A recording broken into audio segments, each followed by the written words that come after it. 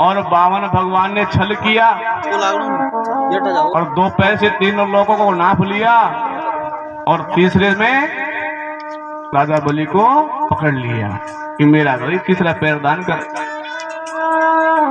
तो साहब उस समय की बात है कि ये रतनमाला जब 52 भगवान यज्ञ में आए ना, इस सुंदर रूप को देख करके रतनमाला के मन में क्या विचार आया कि राम राम ऐसा बेटा मेरा भी होता, ऐसा बेटा मेरे होता है। तो भगवान का नाम है अंतर्यामी, जो अंतर मन में सोचता है वो जिसको जान जाए उसको कहते हैं भगवान कि तू क्या सोच रहा है। तो भगवान ने कहा तथास्तु कि तू मेरी माँ भी बनेगी। भगवान ने उसी समय वरदान दे दिया क्योंकि सुंदर थे ना 52 भगवान।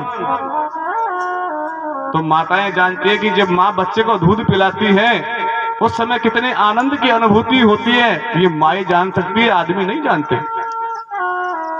इतना भाव से और आनंद से पिलाती है माँ अपने बच्चे को दूध।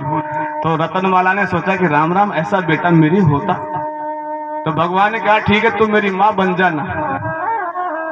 लेकिन जब भगवान ने छल किया और राजा बलि को बांध लिया, उस समय इसी रतनमाला ने क्या कहा कि अगर ऐसा बेटा मेरा होता ना तो मैं जहर देके मार देती। भगवान ने कहा तथास्तु। इसलिए ये माँ भी बनी और जहर लगा कर भी आई। तो ये बात है, हर कथा के पीछे रहस्य होता है, लेकिन ऐसा नहीं है कि हर चीज का हमको ज्ञान हो या आपको ज्ञान हो। बोले गोविंद भगवान के। उसके बाद में जब पूतना मर गई, महाराज कंस को पता लगा कि बहना मर गई। उसके बाद में एक राक्षस को और भेजा जिसका नाम है तृणावर्त। भभूलिया होता है ना, अपने तो खूब आता है भभूलिया, चलेगा ना। हाँ, उसने उसी का रूप धारण कर लिया। और महाराज ये भी ब्रजमंडल में गोकुल में आया तो उस समय माता की गोद में थे कृष्ण, ये लाला गोद में था।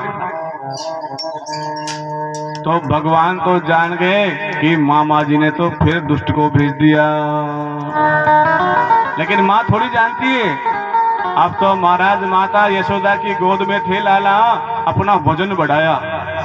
माँ को लगा राम राम मेरे लाला में कितना वजन है।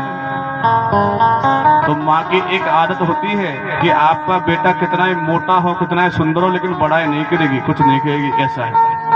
क्योंकि नजर लग जाए, कुछ हो जाए, है ना। मैया ने सोचा राम राम मेरे लाला में तो वजन हो गया, जबकि भगवान ने माया रची, अपना वजन बढ़ाया कि मैया मुझको उतार दे तो मैं इस दुष्ट को मार दूं। मैया ने चौक में ही बिठा दिया, ले लाला तू बैठ जा। इतनी देर लगती, मैया कुछ काम के लिए गई और वह तो दुष्ट था ना तृणावर्त, वो आ गया, बड़ा जोर से चक्रवात चला और उसी में भगवान भी उड़ गए साथ में। लेकिन तृणावर्त नहीं जानता कि ये कोई साधारण बालक नहीं है, ये तो विष्णु का अवतार है और तृणावर्त को भी उद्धार कर दिया। बोले गोविंद भगवान की। भगवान का जो बाल रूप है बड़ा सुंदर दिव्य रूप है। अब तो महाराज आगे की बड़ी सुंदर कथा है कि कैलाश में रहते हैं कौन कौन रहते हैं कैलाश पर्वत पे, बताओ ना। बोले शंकर, देखो बच्चा ही बोल रहा है। कैलाश पर्वत पे बाबा भोलेनाथ समाधि लगा करके बैठे हुए थे।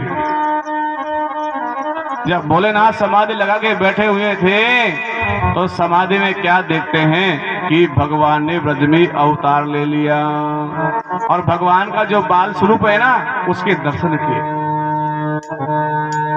दर्शन करने के बाद में अचानक क्या हुआ, उनकी समाधि, ध्यान समाधि टूट जाती है। अरे मैंने ये क्या देखा, जान गए कि मेरे प्रभु ने अवतार ले लिया है। अरे क्यों नहीं मैं भी उस बाल रूप के दर्शन कर लूं। और आज भोलेनाथ महाराज कैलाश पर्वत से चल देते हैं। लेकिन क्या किया, अपना रूप है ना उसको बदल लिया। चल दीनी कैलाश पुरी से